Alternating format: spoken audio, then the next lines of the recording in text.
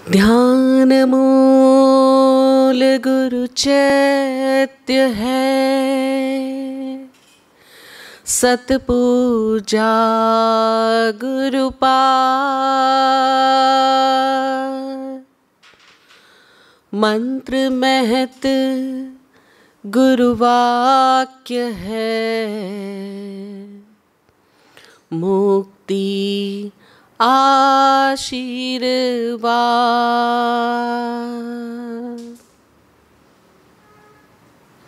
अनेकांत सृष्टि के अभंगदर्शी 24 तीर्थंकर प्रभु को वंदन नमन।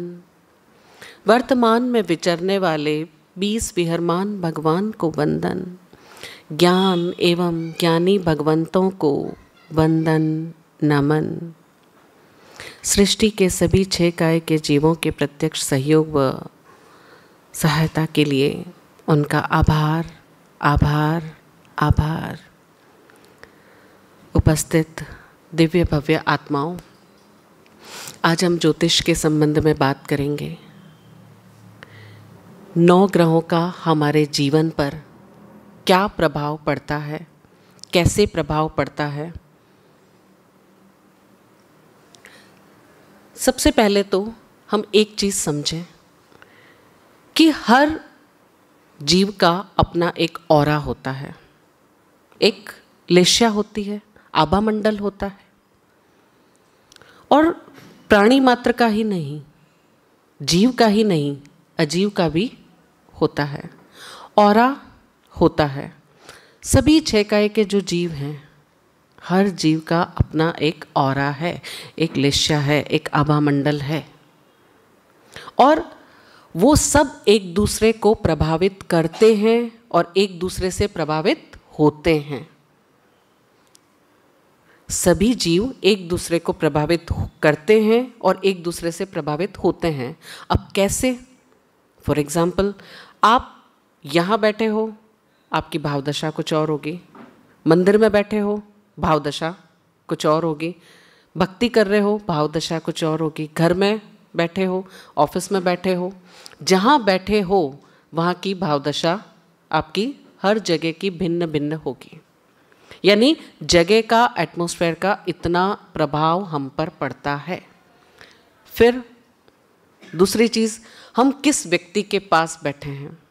गुरु के पास बैठे हैं, परिजनों के पास बैठे हैं, मित्रजनों के पास बैठे हैं, व्यापारी के पास बैठे हैं, पड़ोसी के पास बैठे हैं और किसी तीसरे अनजान व्यक्ति के पास बैठे हैं। हर जगह हमारे विचारों की फ्रीक्वेंसी, हमारा माइंड हर समय बदलता रहेगा, हमारी लेश्या बदलती रहेगी। सामने वाले का प्रभाव हम पर पड़ेगा और हमारा प्रभाव भी उस पर जाएगा। अब कौन किसको कितना प्रभावित करता है, कौन किसको कितना प्रभावित करता है? तो एक बात है कि जो प्राण है, जो एनर्जी है, वो हमेशा हाई फ्रिक्वेंसी से लो फ्रिक्वेंसी की तरफ फ्लो करती है। सबको पता है, सिंपल नियम। तो जिसकी जितनी ज़्यादा प्राण ऊर्जा है, वो जिसकी लो प्राण ऊर्जा है उसको प्रभावित करेगा। यानी अगर किसी की लेश्या बहुत शुभ्र है, ऑरा बहुत बड़ा है, ऑरा मंडल बहुत बड़ा है, आभा मंडल बहुत तेज है, प्राण ऊर्जा बहुत हाई है, तो और सामने अगर किसी की लो है तो हाई फ्रिक्वेंसी से लो फ्रिक्वेंसी की तरफ प्राण ऊर्जा बहने लगेगी और सामने वाला जिसकी कम है वो उसकी बात अपने आप मानने लगेगा, सुनने लगेगा, प्रभावित हो जाएगा। ये प्रभाव पड़ता है। यानी सारे जीव एक दूसरे को प्रभावित करते हैं और एक दूसरे के बिना हम कोई भी नहीं जी सकते हैं। हमने अपने घर के बाहर एक सूत्र लिखा है। क्या सूत्र लिखा है? परस्पर ग्रहो जीवानाम। सभी परस्पर एक दूसरे के सहयोग से चल रहे हैं। यानी हम कभी बिना किसी के सहयोग के और बिना किसी को प्रभावित हुए और प्रभावित किए नहीं चल सकते हैं। तो जब हम एक दूसरे को इतना प्रभावित कर रहे हैं, ये पूरी की पूरी सृष्टि, ये सारे के सारे ग्रह, उपग्रह, तारा, नक्षत्र जो कि हमारे इसी मध्य लोक में है, तो क्या हमें वो प्रभावित नहीं करेंगे? हमारी पृथ्वी छोटी, सूर्य कई गुना बड़ा, बृहस्पति कई गुना बड़ा, सारे प्लेनेट ज़्यादातर सारे के सारे बहुत बड़े हैं और इसी मध्य लोक में हैं, जिसको हम जैन दर्शन में ज्योतिष विमान कहते हैं कि ज्योतिष देवता। ज्योतिष देवता में कौन कौन से आते हैं? सूर्य, चंद्र, ग्रह, नक्षत्र और तारा, 5 प्रकार के ज्योतिष। और ये सब कहाँ पर स्थित है? इसी मध्य लोक में। तो अगर हम यहाँ, आप और मैं जितने दूरी पे बैठे हैं और मेरी लेशा अगर आपको अभी छू रही है और आप प्रभावित हो रहे हैं, आप मुझे प्रभावित कर रहे हैं, तो क्या वो प्लेनेट जो हमारे इस पृथ्वी के इस ऑरा में, इसमें साथ में है, तो वो हमें प्रभावित नहीं करेंगे? और जो कि हमारी पृथ्वी से कई गुना बड़े हैं। तो ये जितने भी ग्रह, नक्षत्र हैं, सूर्य है, सूर्य तो पूरा ऊर्जा का भंडार है। सुबह उठते ही कैसी हमारी ऊर्जा हो जाती है, अपने आप फूल खिलने लगते हैं, अपने आप पक्षी चहचहाने लगते हैं। उनको किसने बताया कि सूर्य उग गया है? लेकिन अपने आप होने लगता है। रात्रि में अपने आप हमारी प्राण ऊर्जा स्लो हो जाती है, धीमी हो जाती है, सुस्ती आने लगती है और दिन होते ही हम जागृत हो जाते हैं, सृष्टि का कण कण जागृत हो जाता है। तो ये क्या है? ऊर्जा का कमाल है कि एक दूसरे को हम प्रभावित कर रहे हैं। तो जैसे सूर्य, चंद्रमा, ये सारे के सारे, इनसे जो हम एनर्जी लेते हैं, तो ये हमारे जीवन को पूरी तरह से हर कार्य में प्रभावित कर रहे हैं। तो ऐसा संभव ही नहीं है कि हम एक दूसरे को प्रभावित ना करें। तो अब बात आती है कि ये जो सारे ही 9 ग्रह हैं, ये जो हमारा सौर मंडल है, ये सब सूर्य से ऊर्जा ले रहे हैं। और ऊर्जा लेने के लिए क्या कर रहे हैं? पृथ्वी समेत सारे के सारे ग्रह सूर्य का चक्कर निकाल रहे हैं, परिक्रमा कर रहे हैं। एक नियम है कि जब भी जिससे ऊर्जा ग्रहण करनी हो उसकी परिक्रमा करो। और परिक्रमा का विज्ञान हमारे जैन दर्शन में जितना विस्तृत बताया गया है, उतना अन्यत्र नहीं मिलता है। हम गुरु के पास जाकर के क्या करते हैं? परिक्रमा करते हैं। आज हम परिक्रमा के विज्ञान को भूल गए हैं, लेकिन गुरु के पास जाकर के, मंदिर में मूर्ति के पास जाकर के भी, भगवान के पास जाकर के हम परिक्रमा करते हैं, प्रदक्षिणा करते हैं। तो वंदना जो हम करते हैं तो उसमें प्रदक्षिणा की जाती है, परिक्रमा 3 बार, 3.5 बार, जैसे ओम की आकृति है उसी प्रकार से परिक्रमा की जाती है, ताकि गुरु की शुभ लेशा से हमारे अंदर वो शुभता प्रवेश कर जाए और हमारी लेशा भी शुभ हो जाए, हमारे अंदर भी गुरु की प्राण ऊर्जा आ जाए। तो जब सूर्य से हम हर समय प्राण ऊर्जा ले रहे हैं, पृथ्वी क्योंकि सूर्य का चक्कर लगा रही है, सारे ही ग्रह एक दूसरे का चक्कर लगा रहे हैं, सूर्य का चक्कर लगा रहे हैं और अपने अपनी दूरी पे घूम रहे हैं। तो गति नहीं हो तो 1 मिनट में सब खत्म। गति तो धर्म है, गति तो होगी, गति होगी, ऊर्जा भी प्रवाहित होगी, ऊर्जा प्रवाहित होगी तो हम सबको प्रभावित भी करेगी। तो अब कैसे प्रभावित करती है, कहाँ प्रभावित करती है? अब देखिए कि एक बच्चा जब पैदा होता है, जस्ट पैदा होने के समय में, उस क्षण में जो आकाश में सारे ही ग्रह नक्षत्रों की पोजीशन है, स्थिति है, वो एकदम से क्लिक। अभी आपकी फोटो खींच ली, क्लिक। अब चाहे वो कैसी स्माइल थी, ऐसे बैठे थे, वैसे बैठे थे, आपकी पिक क्लिक हो गई। तो जब हम पैदा हुए तो आकाश में जो प्लेनेट की जो पोजीशन थी वो एकदम से क्लिक हो गई और उन सब का इफेक्ट उस क्षण जो यहाँ पर पड़ रहा था वो उस बच्चे पर आ गया, वो छाया उस बच्चे पर आ गई और वो उसका जन्म कुंडली बन गया। तो वो इफेक्ट तो अब लाइफ टाइम रहेगा ही, क्योंकि वो पिक्चर तो पूरी तरह से बन चुकी कि जैसे ही कोई चीज़ आई बाहर यहाँ पर और सारे प्लेनेट ने जो लाइट दी, जैसे हम पिक्चर खींचते हैं, फोटो खींचते हैं, जैसे ही सारे प्लेनेट ने जो लाइट दी, वो लाइट का इफेक्ट पड़ा और वो बच्चा उस प्रभाव में आ गया। फिर दूसरी बात कि हमारा नर्वस सिस्टम, हम डिसीजन कहाँ से लेते हैं? नर्वस सिस्टम से। नर्वस सिस्टम कैसे काम करता है? हमारे प्लेनेट की जो प्राण धारा चलती है, प्लेनेट से जो एनर्जी हमें मिलती है, उसके अकॉर्डिंग हमारा नर्वस सिस्टम काम करता है। एक इफेक्ट हम लेकर आए हैं, एक इफेक्ट जो अभी आकाश में पड़ रहा है, उन दोनों के संयोग से जो नर्वस सिस्टम पर आपका इफेक्ट पड़ेगा, वो इमोशन आपके अंदर डेवलप होंगे, वो हार्मोन प्रभावित होंगे और वैसी वैसी क्रियाकलाप होगी। इसलिए आपके बारे में प्रेडिक्शन दिया जा सकता है, क्योंकि उन सब चीज़ों को कैलकुलेट किया जा सकता है कि ये प्लेनेट अगर इस तरह से इस समय ये इफेक्ट डाल रहे हैं और जातक अगर ये लेकर के आया है, तो इन दोनों के संयोग होने से ये कैलकुलेशन निकलती है, ये प्रभाव निकलते हैं। और हम सभी, एक साधारण इंसान मन से ही चलता है, मन से ही चलते हैं। मन के पार चलते हैं क्या? मन के पार तो नहीं चलते हैं। अभी इतने उस कोटि के साधक तो हुए नहीं कि हम मन के पार हो जाएं। मन के अनुसार चलते हैं और मन पर सारा की सारा प्रभाव नर्वस सिस्टम का, इन प्लेनेट का हमारे ऊपर हर समय पड़ता है, जो हमारे डिसीजन को चलाता है। इसलिए हमारे कार्यों को बताया जा सकता है, उन कार्यों को कैलकुलेट करके बताया जा सकता है कि ये रिजल्ट आपको मिलने वाला है। तो ये बात इस तरह से ज्योतिष काम करती है। अब बात आती है कि ये जो अलग अलग ग्रह हैं, हम इनको कैसे अपने अनुकूल कर लें। अब ये तो समझ में आ गया कि ये काम करते हैं हम पर। अब ये कि हम इनको कैसे ठीक कर सकते हैं। सब कुछ अगर इनके अकॉर्डिंग है तो फिर हम क्या? फिर जैन धर्म पुरुषार्थ की बात करता है, उसका क्या?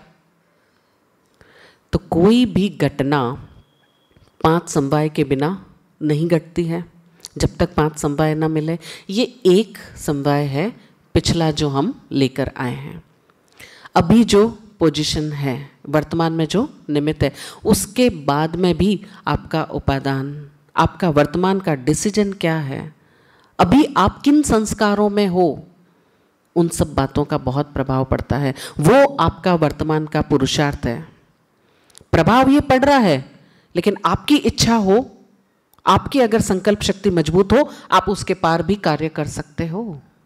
वहां पे आप ज्योतिष के पार भी जा सकते हो, लेकिन ऐसे बहुत कम लोग होते हैं। महात्मा बुद्ध, गौतम बुद्ध के जीवन की घटना कि वो नंगे पैर किसी जंगल से गुजरे। एक सामुद्रिक शास्त्री ने देखा कि मिट्टी के ऊपर पैरों के निशान, और उन पैरों के निशान को उसने ध्यान से देखा तो उसने पाया कि इस पैर के निशान में ऐसे ऐसे शुभ चिन्ह हैं कि जो कि किसी चक्रवर्ती सम्राट के होने चाहिए। लेकिन चक्रवर्ती सम्राट नंगे पैर चले जंगल में, और वो भी अकेला, कि आगे पीछे कोई निशान नहीं। कैसे संभव है? दिमाग घूम गया। सोचने लगा कि आज तो मेरा सामुद्रिक शास्त्र सारा फेल होता नजर आ रहा है, कुछ तो भी कारण है, मुझे पता करना चाहिए। पीछे पीछे चल पड़ा। जाकर के वहाँ जाके देखा गौतम बुद्ध वृक्ष के नीचे ध्यान में लीन, चेहरे पर इतनी शुभ्रता, इतना तेजोमय ऑरा। देख करके उसे समझ नहीं आया कि क्या माजरा है। उनका तेजस्विता देख करके तो लगता है कि ये कोई सम्राट है, लेकिन अवस्था ये। पूछा कि भगवान, क्या मेरा सामुद्रिक शास्त्र ये कहता है? प्रश्न आता है। तो सीधी सी बात कि चक्रवर्ती सम्राट तो मैं हूं, लेकिन भौतिक जगत का नहीं, आध्यात्मिक जगत का। वो निर्णय किसका है? वो उनका निर्णय है। वो सब तो मिला हुआ ही था, वो सब छोड़ करके उन्होंने उसके पार का निर्णय ले लिया कि मुझे तो सम्राट बनना है, नाथ बनना है, लेकिन स्वयं का नाथ बनना है। जगत का नाथ तब मैं बनूं जब मैं स्वयं का नाथ बन जाऊं, तो इसलिए स्वयं का नाथ वो बन गए, तो सम्राट तो बन ही गए, चक्रवर्ती तो बन ही गए। तो जब कोई आत्मा इस उच्च कोटि की हो जाती है कि वो मन के पार हो जाती है, मन को भी साक्षी भाव में देखने लग जाती है, तो हो सकता है कि हम इन चीज़ों के पार चले जाएं। जो हमारे ऊपर इम्प्रेशन आ रहे हैं, हम उन इम्प्रेशन के बियॉन्ड जाकर के कोई काम कर लें। और एक साधक को, जिसको मुक्ति चाहिए, मुक्ति का अगर कोई साधक है तो वो उसके पार जाता है। लेकिन सामान्य रूप से 99% सबके ऊपर हम बता सकते हैं कि अगर आपको गाली देंगे तो आप गुस्सा करोगे, अगर आपको ऐसे प्यार से बोलेंगे तो आप ऐसे प्यार से पेश आओगे, अगर आपने बहुत सारा पैसा कमाया तो आप बहुत ज़्यादा खुश रहोगे, अगर आपको घाटा लग गया तो आप इस तरह से दुखी हो जाओगे, बीमार हो जाओगे, और ये भाग जो आपका कमज़ोर है वहाँ पर आपको ये बीमारी आ जाएगी। सीधी सी बात है। तो ये सारा कैलकुलेट करके बताया जा सकता है। इसके पार हम कुछ करते ही नहीं हैं। ऐसा कुछ नहीं होता कि हमारे को बीमारी आई और हम ध्यान में बैठ गए। ऐसा कितने लोग करते हैं? ऐसा तो कम होता है कि सीधा हम बस उस चीज को निर्जरा करके नया कुछ ना बांधें, तभी तो जन्म मरण के चक्कर चल रहे हैं। तो अब प्रश्न आता है कि हम इन ग्रहों को अनुकूल कैसे करें, ये कैसे रोजमर्रा की जिंदगी में हमें इतने प्रभावित करते हैं। तो हम एक एक ग्रह को समझते हैं कि क्या है वो। हम जिंदगी में सबसे ज्यादा प्रभावित किन लोगों से होते हैं? किन लोगों से होते हैं? जो हमारे साथ में रहते हैं, जो हमारे साथ में रहते हैं, जो हमारे रिश्तेदार है, माता है, पिता है, पति है, बच्चे हैं, हाँ, सास ससुर है, ससुराल है, नाते रिश्तेदार है, व्यापारी लोग हैं, हमारे बुजुर्ग हैं, काम करने वाले हैं, हमारा समाज, जिनको कि हम जानते हैं, जिनके के साथ हमारे ऋणानुबंध संबंध है, सबसे ज़्यादा हम उनसे प्रभावित होते हैं और उनको प्रभावित करते हैं। और वही लोग, अब जो हम कर्म को अगर समझें तो ये सारे माता पिता या ये हमारे जो रिश्तेदार हैं, ये हमें क्यों मिले? क्योंकि उनके साथ हमारा कोई ना कोई कर्जा बाकी था, कोई न कोई लेन देन बाकी था, तभी वो आए हैं हमारी जिंदगी में, तभी वो हमें इस तरह से मिले हैं। अकारण तो कुछ होता नहीं है, ब्लड रिलेशन अकारण तो है नहीं, कुछ ना कुछ ऐसा प्रारब्ध है कि उनके साथ कुछ ऐसा लेन देन बाकी है, इसलिए वो आए हैं हमारी जिंदगी में। तो वो आए हैं और वो हमें प्रभावित कर रहे हैं और हम भी उनसे प्रभावित हो रहे हैं। और ये सारे के सारे रिश्ते जो हैं, ये किसी न किसी ग्रह से संबंधित हैं। सूर्य ऊर्जा का स्रोत, पालन पोषण करने वाला, उसके बिना जीवन नहीं है, उसे पिता की संज्ञा दी गई है। अब बात यह है कि अगर आपका आपके पिता के साथ संबंध अच्छा है तो आपकी कुंडली में भी कहीं ना कहीं आपके सूर्य की पोजीशन अच्छी होगी। और आप अगर सूर्य अगर आपकी कुंडली में खराब है, नीच अवस्था में है, या छठे आठवें में बैठा है, या उसकी पोजीशन अच्छी नहीं है, तो कहीं ना कहीं आपकी जिंदगी में उसका प्रभाव आएगा कि पिता के साथ अनबन है। तो इस प्रकार से हम अपने रिश्तों को देख करके अपने ग्रहों को समझ सकते हैं और ग्रहों को समझ करके हम अपने रिश्तों को भी समझ सकते हैं। तो हम अगर, क्योंकि हमें कर्म निर्जरा कहाँ करनी है, इन्हीं 7 लोगों के साथ में ही करनी है, कहीं अलग से तो जाकर के करनी नहीं है। हमारे बंधन भी यही है और मुक्ति भी यही होनी है, इन्हीं लोगों के बीच में होनी है। तो जब इन्हीं लोगों के साथ जो हमें सबसे ज़्यादा प्रभावित कर रहे हैं, बाकी दूर वाले तो कोई हमें इतने प्रभावित नहीं करेंगे, बाकी सारी क्रियाएं तो बात की बात है, लेकिन अगर हम उन साथ में रहने वालों को, जिनके साथ हमारे बंधन है, उनको हम समझ लें, उनकी स्थितियों को समझ लें और उनके रिश्तों को समझ लें, उनके प्रति हमारे भावों को समझ लें और उनको ठीक कर लें, तो अपने आप हमारे सारे के सारे ग्रह ठीक हो जाते हैं। कितनी सरल सी बात है। हाँ, अब दूसरा, जैसे चंद्रमा, चंद्रमा माता का कारक है, पानी, माता, या जैसे गुरनी, दादी, नानी, ये सब।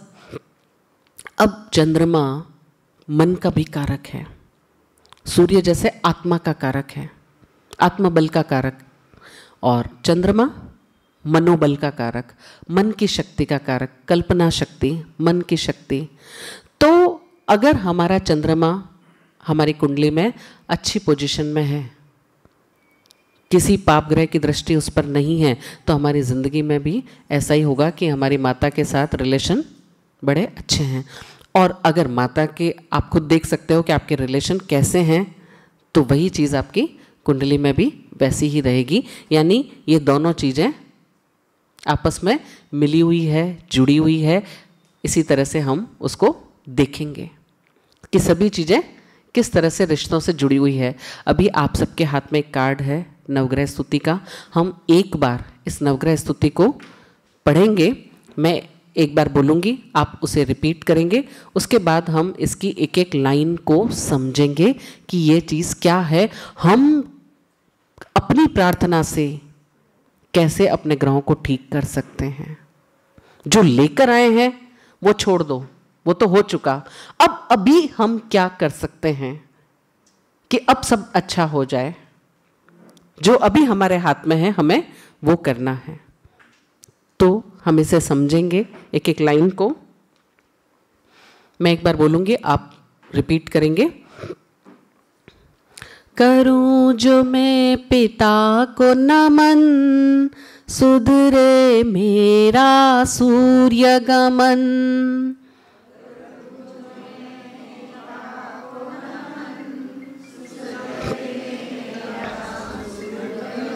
बड़े आत्मबल प्रतिपल मेरा, पदम प्रभु तेरा सुमिरन।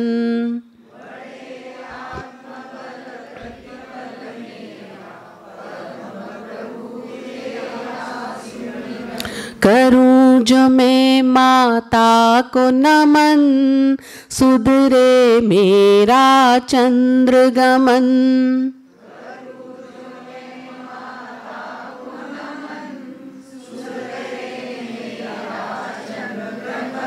बड़े मनोबल प्रतिपल मेरा, चंद्र प्रभु तेरा सुमिरन।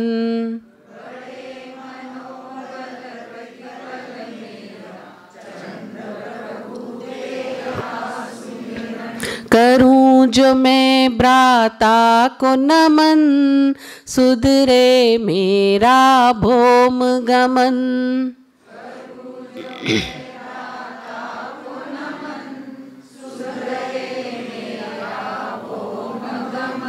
सिद्ध होवे हर लक्ष्य मेरा, वासु पूज्य तेरा सुमिरन।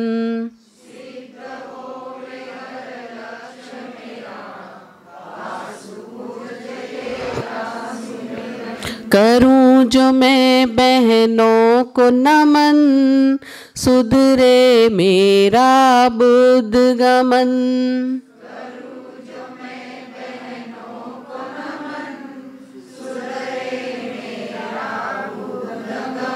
हर आवेग हो शांत मेरा, शांति प्रभु तेरा सुमिरन।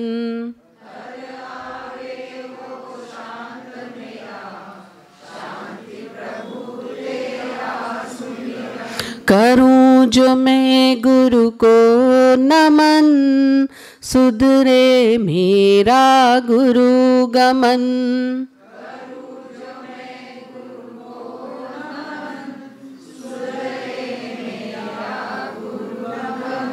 छूटे जन्म मरण ये मेरा, आदिनाथ तेरा सुमिरन।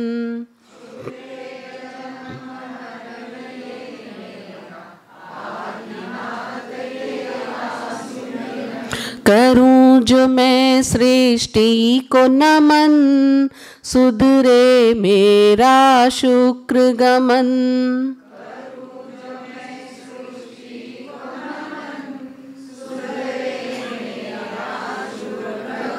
प्रेममय हो हृदय मेरा, सुपार्श्व प्रभु तेरा सुमिरन।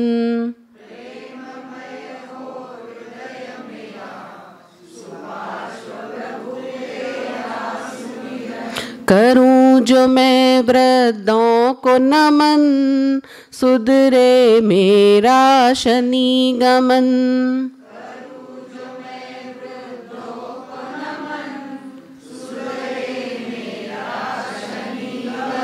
सेवामय हो हृदय मेरा, मल्लिनाथ तेरा सुमिरन।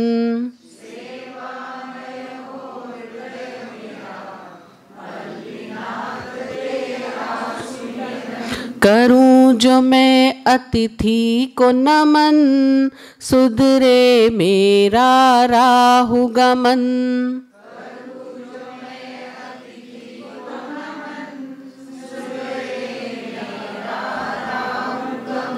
जीवन समृद्ध होवे मेरा, अरिष्ट नेमि तेरा सुमिरन।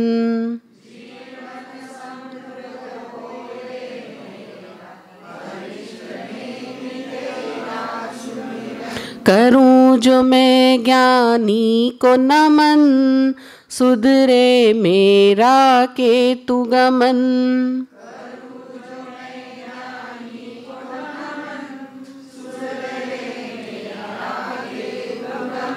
मुक्त होवे यह जीवन मेरा, पार्श्व प्रभु तेरा सुमिरन।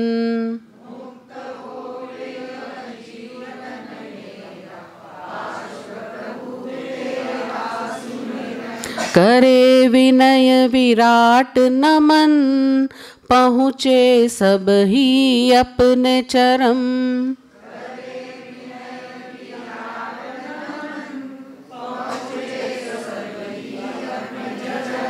जागृत होवे चेतन मेरा, शांति गुरु तेरा सुमिरन।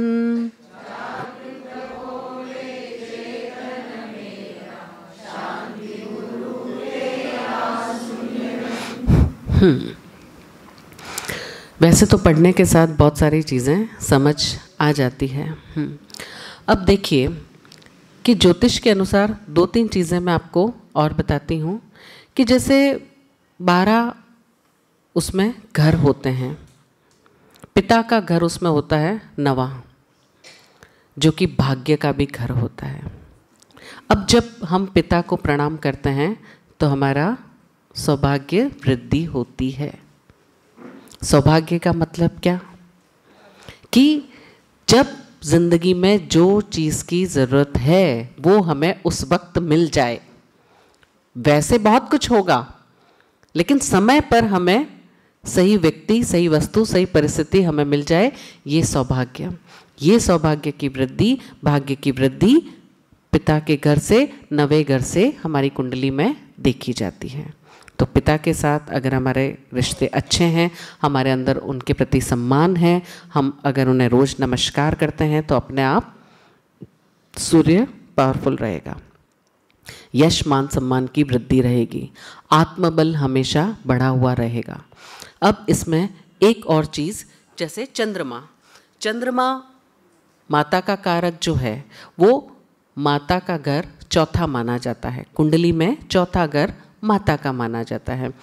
और वही घर सुख सुविधाओं का भी, मकान, वाहन, संपत्ति, ज़मीन, इन सब का कारक भी, ये सब वस्तुएं भी चौथे घर से देखी जाती है।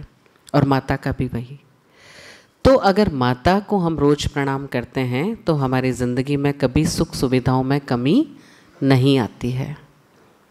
सुख शांति हमेशा हमारे जीवन में बनी रहेगी। और गुरु ग्रह एक ऐसा ग्रह है जिसको कि जीव माना गया है, सबसे प्रमुख ग्रह माना गया है कि अगर हमारे अंदर गुरु के प्रति सम्मान है, ज्ञान एवं ज्ञानी पुरुषों का हम वंदन नमन करते हैं, उनका आदर सत्कार करते हैं, तो गुरु ग्रह पूरी गृहस्थी में जितनी भी चीज़ें देखी जाती है, चाहे वो ज्ञान हो, पढ़ाई हो, शिक्षा हो, बुद्धि हो, और उसके बाद में मैरिज लाइफ हो, वैवाहिक जीवन, और उसके बाद में धन संपत्ति, व्यापार, सभी कुछ गुरु ग्रह से संबंधित होते हैं। तो अगर गुरु के प्रति सम्मान है तो भौतिक जीवन भी और आध्यात्मिक जीवन भी हमेशा उन्नति करते रहते हैं। तो ऐसे एक एक चीज़ हमारे ग्रहों से और घरों से जुड़ी हुई होती है। कुंडली में जो 12 ही भाव है वो इस तरह से देखे जाते हैं कि उसका कारक ग्रह कौन है और वो कौन से विषय की चीज़ें देता है, क्या क्या चीज़ें उस ग्रह से संबंधित है।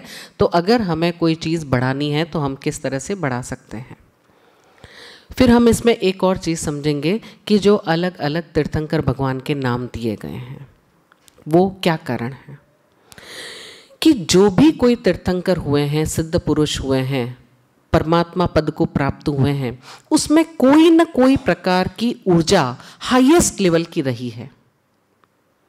ये सारे अलग अलग ग्रहों की अलग अलग तरह की ऊर्जा है।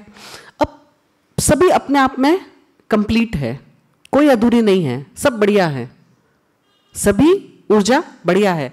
अब जिनके अंदर किसी भी ग्रह की हाईएस्ट ऊर्जा रही है और उनका जीवन उस ग्रह से संबंधित रहा है, उस ग्रह से संबंधित मतलब उनके नेचर में उस ग्रह की विशेषताएं रही है, या वो ग्रह उनकी कुंडली में विशेष पावरफुल रहा है, या लग्न में वगैरह रहा है, या उच्च अंशों पे रहा है, या उच्च का रहा है, तो उनका व्यक्तित्व उस ग्रह से संबंधित होगा। और अगर हम उनकी स्तुति करते हैं, उनको नमस्कार करते हैं, तो भी हमारे ग्रहों की ऊर्जा शुभ हो जाती है, बढ़ जाती है, क्योंकि हम हाईएस्ट पावर से हम उनको नमस्कार कर रहे हैं तो वो ऊर्जा हमें मिलने लगती है। तो ऐसे अलग अलग हर भगवान कहीं ना कहीं किसी न किसी ग्रह से संबंधित होते ही हैं। ऐसा उससे बाहर कहीं कुछ है ही नहीं। जब तक ये देह है तब तक ये सारे ग्रहों का प्रभाव हम पर पड़ेगा ही पड़ेगा। तो अब जैसे पद्म प्रभु, छठे जो पद्म प्रभु जी हैं, तो वो सूर्य ग्रह से संबंधित हैं, और चंद्र प्रभु जी चंद्रमा से संबंधित है, मनोबल। अब उसके बाद में मंगल, तो मंगल भाई। अब साथ साथ में मंगल और भी जिन जिन का कारक है, जैसे मंगल जमीन जायदाद, शरीर के अंदर जैसे रक्त है, लड़ाई झगड़ा है, पराक्रम है, शौर्य है, वीरता है, ये सब मंगल के अधिकार क्षेत्र में आते हैं। मंगल इन सब विषयों के लिए होता है। तो अगर हमारा भाई के साथ में अच्छा संबंध है तो अपने आप हमारा मंगल ग्रह स्ट्रांग रहेगा, और वास्तु पूज्य भगवान की आराधना करने से मंगल ग्रह की ऊर्जा बढ़ती है। अब वही देख लीजिए कि अगर मंगल ठीक नहीं है तो आप कितनी भी प्लानिंग कर लो, आपकी प्लानिंग सक्सेस नहीं हो पाएगी। आप सोचोगे कुछ, होगा कुछ।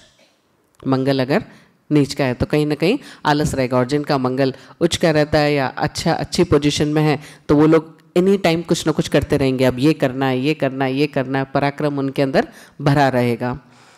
तो और भी ऐसी हमारे यानी जैन दर्शन में जितनी तरह की त्याग, तपस्याएं और साधनाएं बताई गई है, वो सारी की सारी साधनाएं बहुत ही वैज्ञानिक हैं, और वो कहीं ना कहीं किसी न किसी ग्रह से संबंधित हैं। बस बात यह है कि साधना देने वाले को ये पता होना चाहिए कि इस व्यक्ति को कौन सी साधना करनी चाहिए। अब मंगल का क्या नेचर है? बहुत अधिक बोलना, बहुत अधिक भोजन भट्ट होते हैं।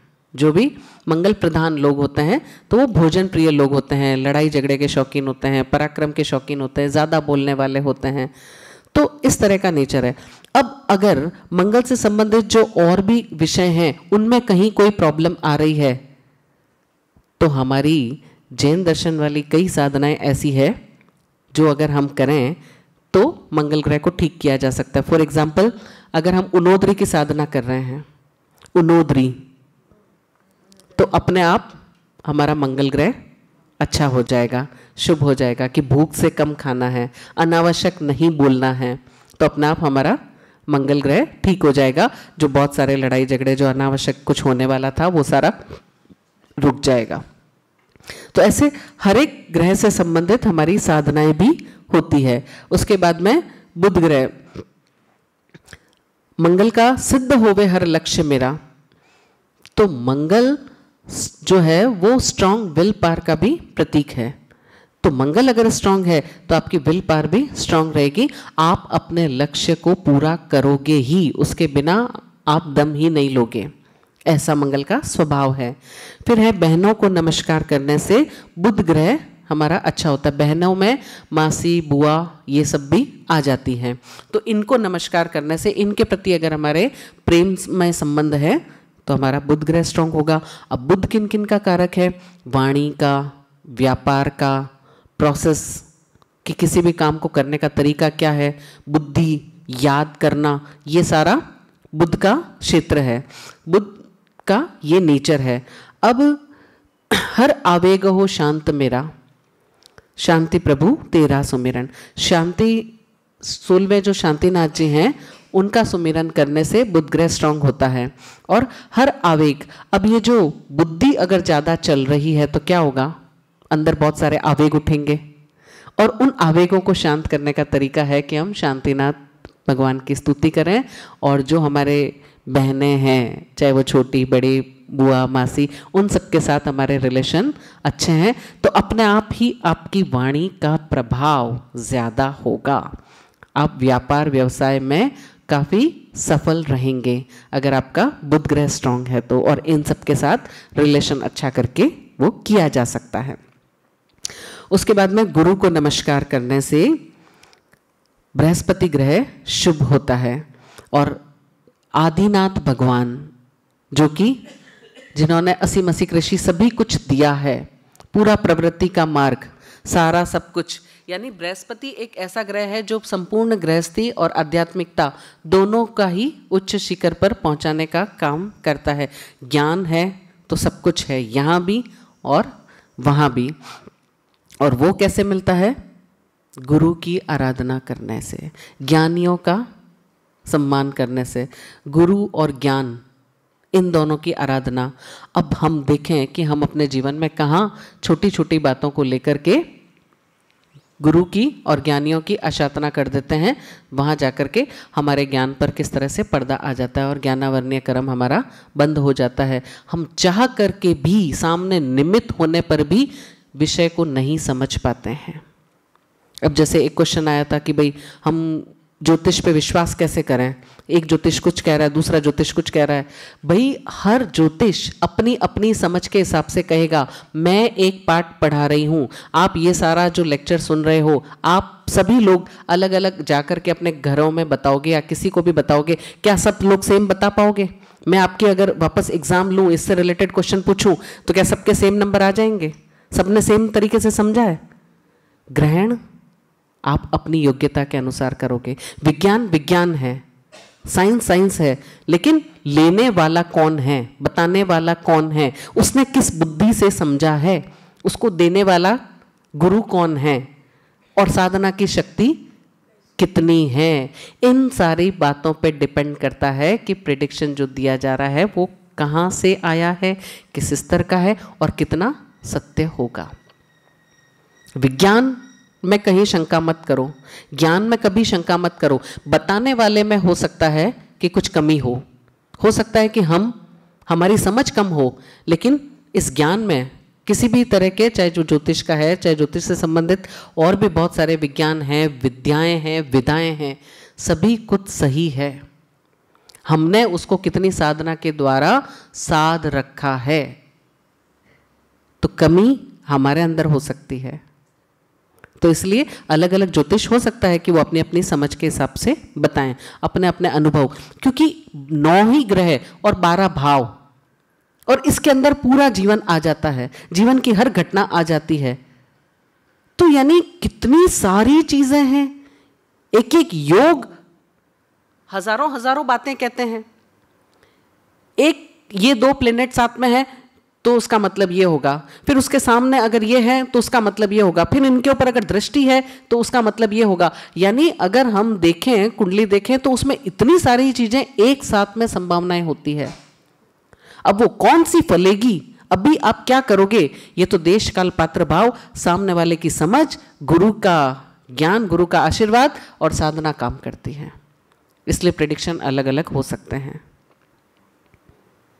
और उसके बाद में हमारा विश्वास और हमारा खुद का टाइम कौन सा है। अगर हमारा टाइम अच्छा चल रहा है तो हमें बोलने वाला, बताने वाला भी ऐसा मिलेगा कि हमें बिल्कुल सही मिलेगा और हमारा काम हो जाएगा। और हमारा ही टाइम अगर खराब चल रहा है तो जो भी हमें मिलेंगे वो कहीं ना कहीं, चाहे वो अच्छे होंगे, सही होंगे, लेकिन आपको जब बताया तब उनका उपयोग काम नहीं किया। उपयोग वो उस वक्त हो सकता है कि मति भ्रम उनको पैदा हो जाए, कहीं ना कहीं कोई शंका उनके अंदर आ जाए और वो जो आपको बताए वो पूरी तरह से सत्य नहीं हो पाए, तो ये संभावना है। तो दोनों की मिलीजुली कहानी है कि प्रिडिक्शन किस तरह से आएगा, किस तरह से आपके ऊपर लागू होगा। लेकिन एक बात निश्चित है कि बिना अध्यात्म के, बिना साधना के, बिना गुरु के आशीर्वाद, गुरु की कृपा के बिना ज्योतिष संभव नहीं है। हम कितना भी विज्ञान पढ़ लें, हम बहुत सारे ज्योतिष लोगों से मिलते हैं, रोज़ हमारा बहुत सारे लोगों से मिलना होता है और वो सारी चीज़ें बताते हैं जो किताबों में लिखी है, कैलकुलेशन है, लेकिन प्रैक्टिकली मैंने अनुभव किया है कि वो प्रेडिक्शन उतने सही नहीं हो पाते हैं, सटीक नहीं हो पाते हैं। कई चीज़ें होती है लेकिन बहुत हद तक, कई बार बहुत डीपली जा कर के नहीं हो पाती है। इसलिए नहीं हो पाती है क्योंकि वो अपनी साधना नहीं कर रहे हैं। अच्छा, फिर उसके बाद में उनका माइंडसेट कैसा है। अब मैंने कई ऐसे ज्योतिष लोगों को देखा कि जो कहीं ना कहीं नकारात्मक प्रेडिक्शन देते हैं कि भाई आपका ये ठीक नहीं रहेगा, आपका ये समय ऐसा है कि अभी आपको इस तरह का लॉस लगने के चांसेस हैं, अभी आपके एक्सीडेंट का योग है। अब जैसे वो उन्होंने इस तरह की बात बोली, अब क्या होगा कि देखो, घटना होने की संभावना मान लो आपकी कुंडली के अंदर कुछ परसेंट थी, 40% थी, 50% थी, 70% थी, लेकिन ये शब्द सुनने के बाद आपके माइंड के अंदर एक फाइल बन गई। अब वो फाइल, आपका भाव, वो काम करेगा, बोलने वाले की शब्द काम करेंगे। बोलने वाले ने अगर कुछ बोला है, मैंने बोला है, तो उसकी जिम्मेदार मैं हूं, तो बोलने वाला, उसकी संकल्प शक्ति, उसकी भाव शक्ति और आपने जो ग्रहण किया है, आप दोनों की भाव शक्ति मिलकर के उस घटना को और अंजाम देगी। तो ये इस तरह से घटनाएं बनती है। और अगर कोई ज्योतिष जो भी बताने वाला है, अगर वो आध्यात्मिक नहीं है या कह दो कि संकित नहीं है, शुद्ध समझ वाला नहीं है, तो फिर इस तरह की चीज़ें अगर निकलती है, इस तरह के प्रेडिक्शन अगर निकलते हैं, तो सामने वाले का तो जो होगा वो होगा, बताने वाले के साथ में भी कुछ ना कुछ उसका साइड इफेक्ट आता ही है। इसलिए अक्सर ज्योतिष बताने वाले, करने वाले की ज़िंदगी में भी कुछ ना कुछ प्रॉब्लम आ जाती है, चाहे उनकी मैरिज लाइफ अच्छी नहीं हो, या तो ये प्रॉब्लम, या बच्चों से रिलेटेड, या फिर आर्थिक संकट। इन तीनों में से कुछ ना कुछ कहीं ना कहीं रहता है जो इस तरह से बिना साधना के प्रेडिक्शन देते हैं। तो बहुत ज़रूरी है, इन सबको भी साधना पड़ता है। साधना जितनी होगी उतना आप न्यूट्रल होकर के बोल सकोगे। एक डॉक्टर नॉर्मली हर पेशेंट का इलाज कर सकता है, लेकिन वहीं अगर अपने घर वालों की बात आ जाए तो नहीं कर पाएगा। तो जहां आपका अटैचमेंट है, जहां आपकी विल पावर साथ में काम कर रही है, तो वहां पर फिर वो उसका इफेक्ट आपके ऊपर आएगा ही। और हर व्यक्ति जो भी बताने वाला है उसको लगता है कि अगर मैंने बताया तो ऐसा होना चाहिए, और ऐसा होना चाहिए, वो उसका अटैचमेंट, वो साइड इफेक्ट उस खुद के जीवन पर भी ले आता है। तो बताने वाला इतना न्यूट्रल हो, वो अगर बता रहा है तो वो इन सब चीज़ों से अपने आप को बचा सकता है।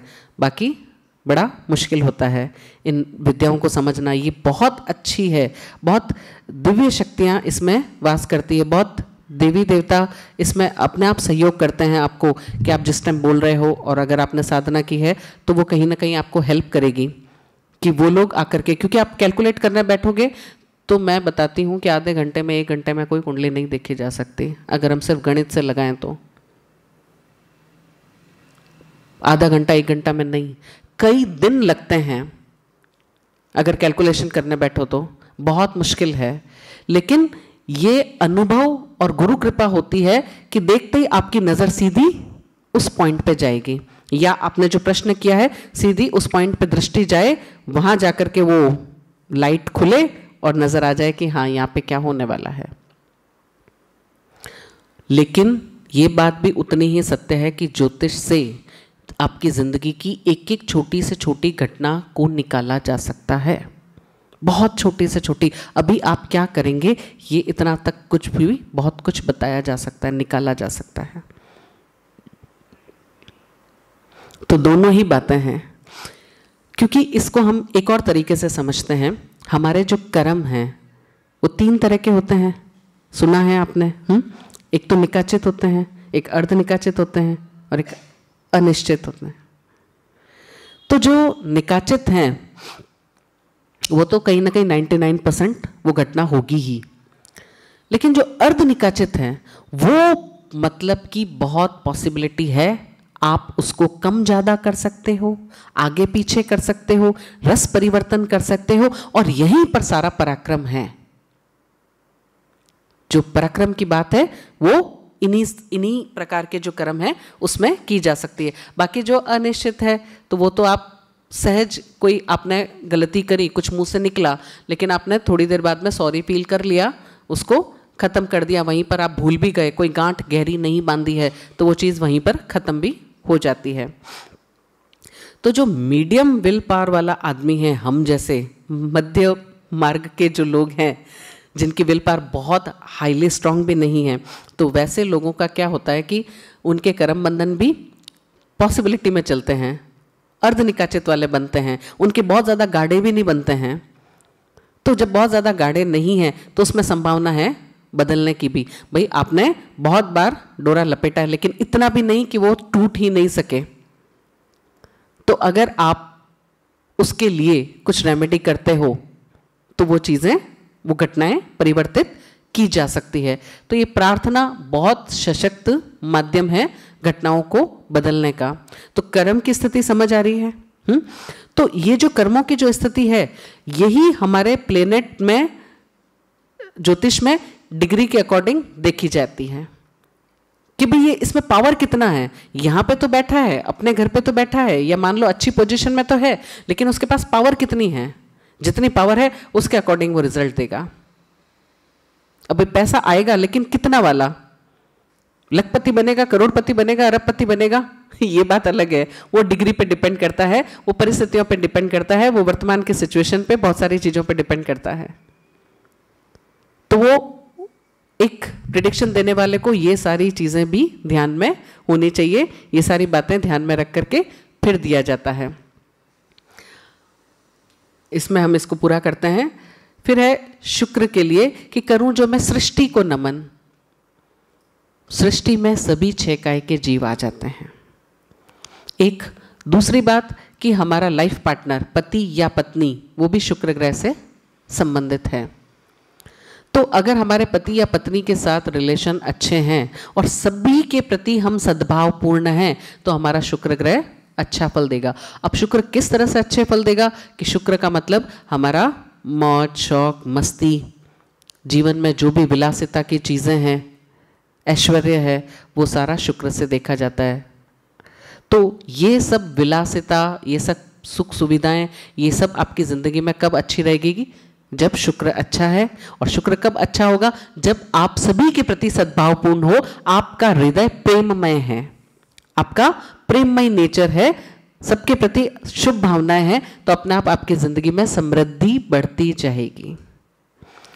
उसके बाद में है करूं जो मैं वृद्धों को नमन, सुधरे मेरा शनि गमन। शनि यानी वृद्ध, जो भी हमारे बुजुर्ग हैं फैमिली के, और शनि साधु को भी कहा जाता है, जो कठोर तप करने वाले, कठोर तप भी नहीं, कठोर क्रिया पालने वाले जो साधु हैं वो भी शनि के अंतर्गत आते हैं। अब देखो, एक साधु बहुत क्रिया कठोर पालता है, एक नॉर्मल, एक बिल्कुल भी नहीं, बहुत आराम से। आप क्या कहोगे, किसको अच्छा कहोगे? जो कठोर क्रिया पालने वाला है। वो क्यों कठोर क्रिया पाल रहा है पता है? उसको ये लाइफ स्टाइल ही क्यों मिली पता है?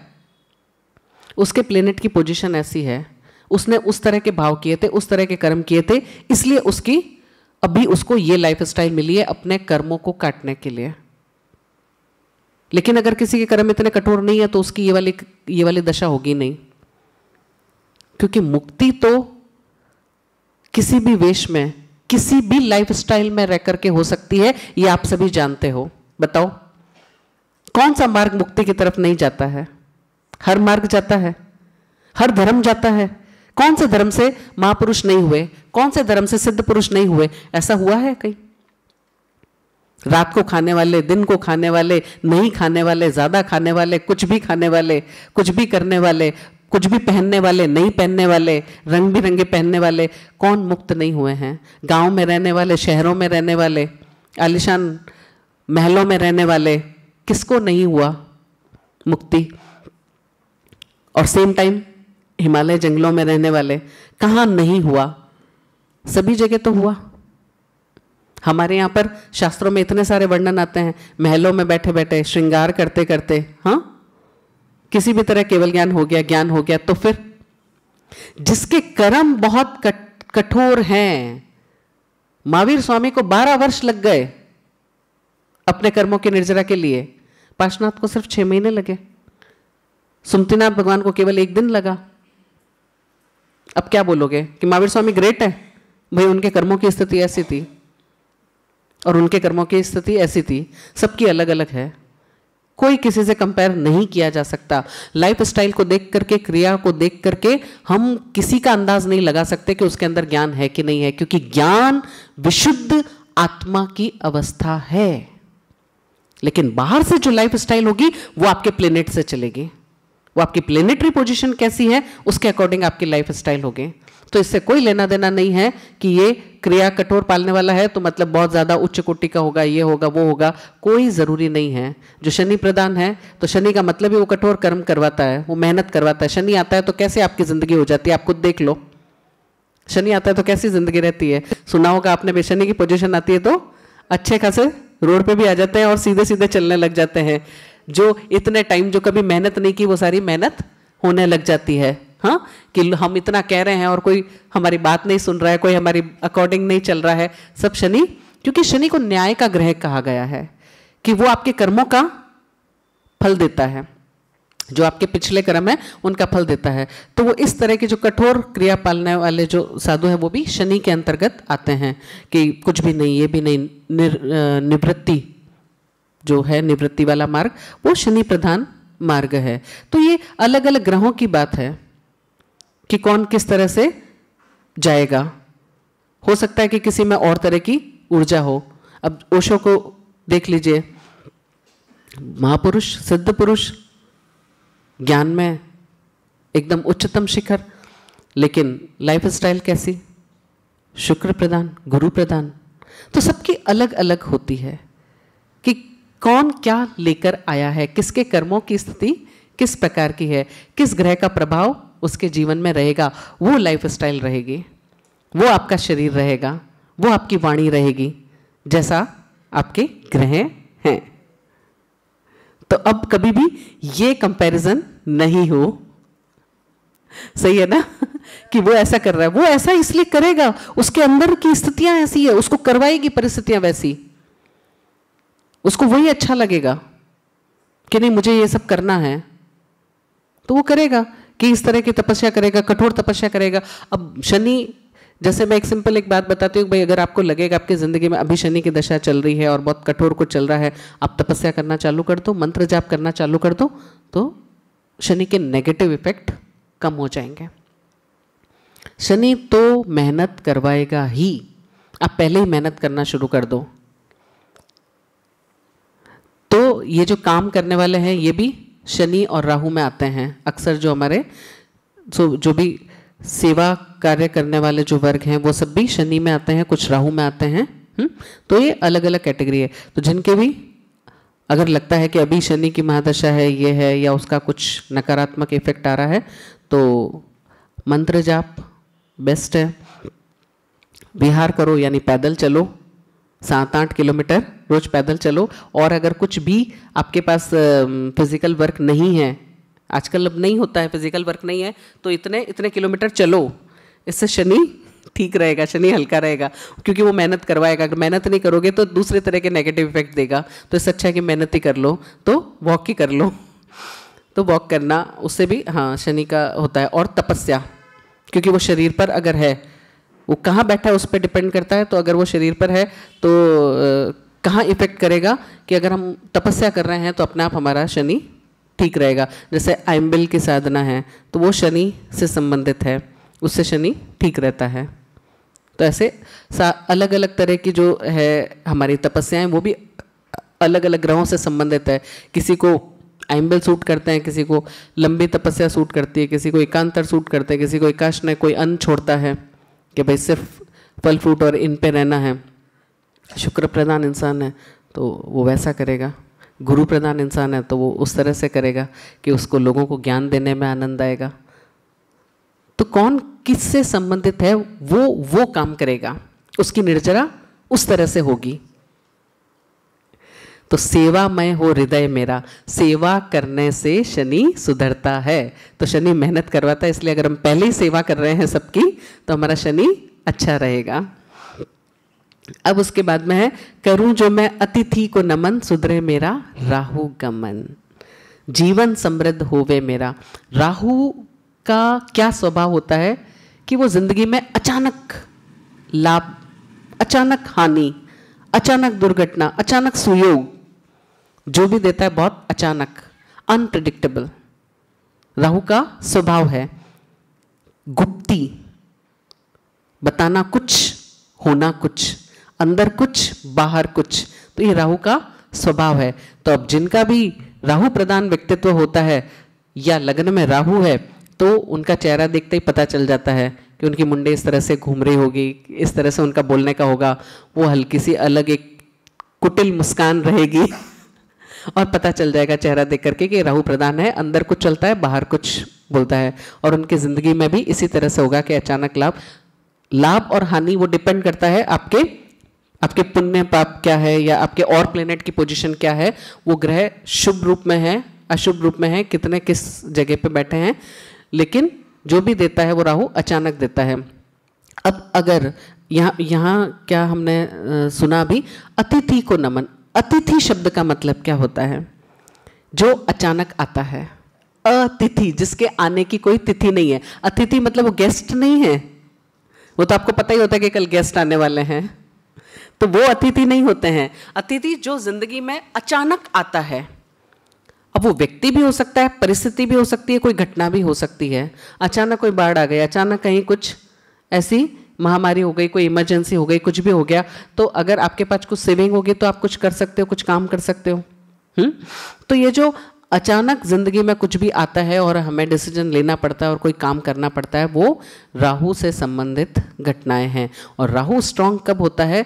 जब हम, जैसे आपके सामने कुछ अचानक कोई ऐसी विपरीत परिस्थितियां आई, आपने वहां पर कितनी गुप्ती के साथ में सेवा की, गुप्ती के साथ में दान दिया, तो आपका राहु स्ट्रांग होता है। तो जो भी फिर आपको मिलेगा वो भी बहुत अचानक। ये सट्टा, शेयर्स मार्केट, ये सारा के सारा राहु से संबंधित क्षेत्र है। राजनीति राहु से संबंधित है। राहु स्ट्रांग है तो राजनीति में आदमी जा सकता है, उसको पता है कि किसको कैसे पटाना है, किसको कैसे क्या बोलना है, किसको कैसे हैंडल करना है, तो वो राहु का नेचर है।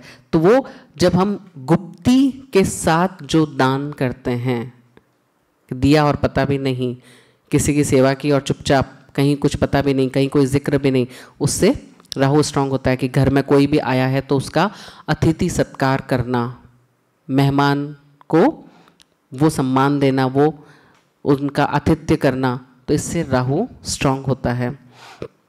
राहु स्ट्रांग है तो आपको इन सारे क्षेत्रों में अच्छी सफलता मिलेगी। अब उसका किसके साथ संयोग है वैसा आपका कर्म क्षेत्र रहेगा। उसके बाद में है केतु। ज्ञानियों को नमस्कार करने से केतु सुधरता है। केतु ग्रह मुक्ति का कारक है।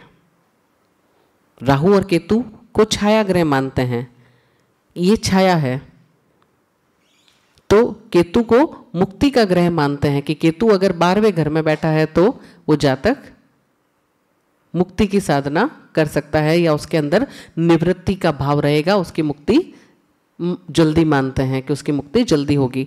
तो केतु क्या करता है? केत छुड़ावे खेत। केत के लिए ऐसा बोला जाता है, केतु के लिए केत छुड़ावे खेत, कि वो हर जगह से काटता है, हर जगह से छुड़वाता जाएगा, ये भी छुड़वा दिया, वो भी छुड़वा दिया। केतु की दशा आती है तो अच्छी अच्छी चीज़ें छूट जाती है ज़िंदगी में। अभी जो आज दिन तक इनके साथ बड़ा अच्छा रिलेशन था और पता चला कि अचानक से यहाँ से कट हो गया, यहाँ से कट हो गया, यहाँ से कट हो गया, आदमी को लगता है ये क्या हो गया, कल तक तो हमारा इतना अच्छा।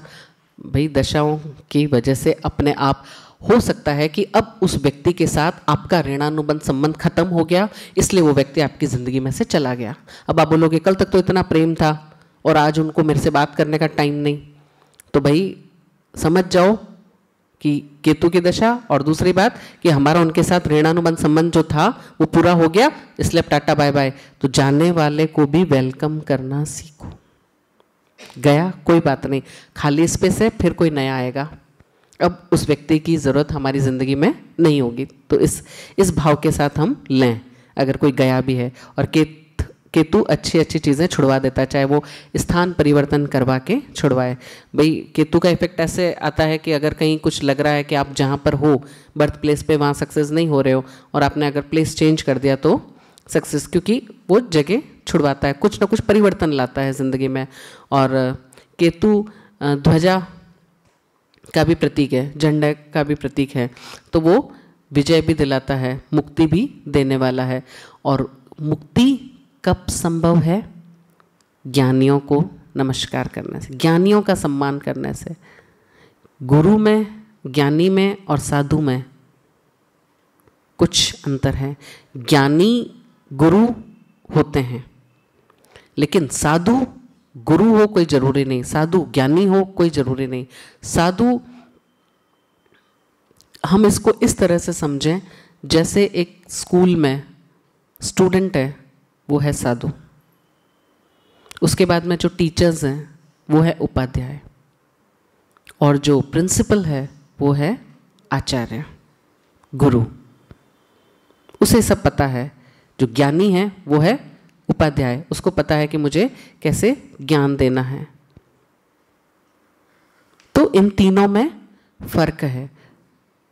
तो हर साधु की परिक्रमा भी नहीं की जाती होगी, आपने जैसे दिगंबर परंपरा में देखा, गुरु की परिक्रमा की जाती है, गुरु की परिक्रमा की जाती है, भगवान की परिक्रमा की जाती है, सबकी नहीं की। जिसको हम गुरु मानते हैं उनकी परिक्रमा, कि जिनसे हमें प्रत्यक्ष रूप से ज्ञान मिलता है, वहाँ उनकी परिक्रमा की जाती है, और या फिर मंदिर में परमात्मा की, बाकी नहीं। लेकिन परिक्रमा का विज्ञान बहुत गजब का विज्ञान है, जिससे जो गुण लेना हो उसकी परिक्रमा करने के साथ उनके वो गुण हमारे अंदर आने लगते हैं।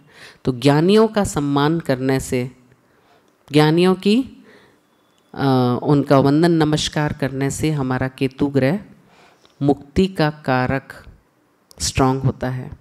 मुक्ति कब होगी? जब हमारी समझ शुद्धि होगी, ज्ञान की प्राप्ति होगी। जागृत होवे चेतन मेरा, मेरी चेतना जागृत होगी जब ज्ञान होगा, और ज्ञान ज्ञानियों का सम्मान करने से आता है। तो ये हमने इसको पूरी तरह से समझा कि कहाँ कौन से तीर्थंकर भगवान की स्तुति करने से कौन सा ग्रह हमें उसकी ऊर्जा बढ़ती है। अब हम एक और चीज़ थोड़ी सी समझते हैं कि जैसे मैं कुछ आपको प्रैक्टिकल कुछ एग्जाम्पल बताती हूँ कि हम कैसे घटनाओं को बदल सकते हैं।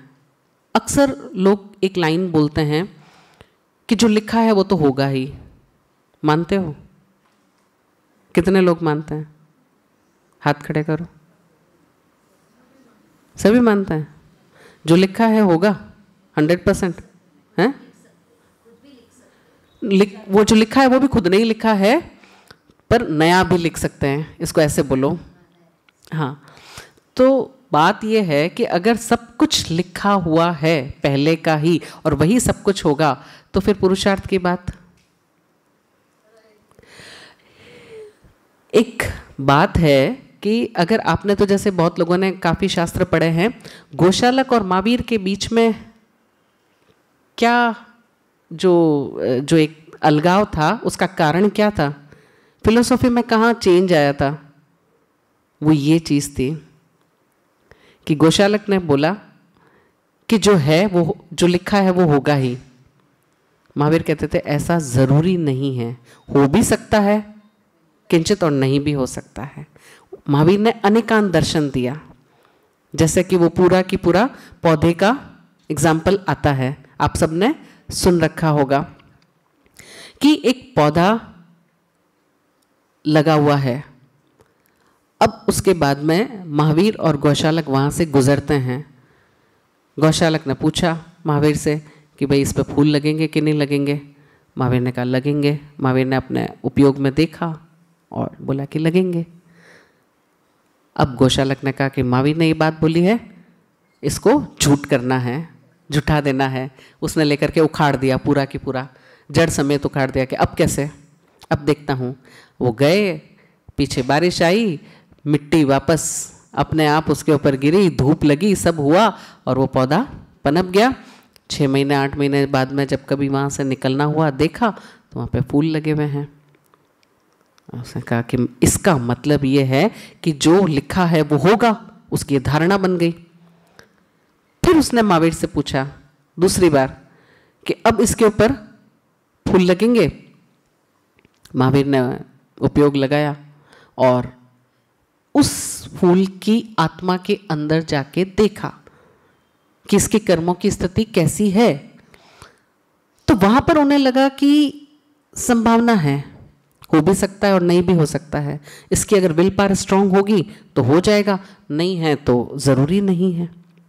दोनों बातें। तो महावीर ने कहा कदाचित हो भी सकता है और नहीं भी। ये क्या बात हुई, ऐसा ही है। तो वहां जाकर के दोनों की दर्शन में अंतर आ गया।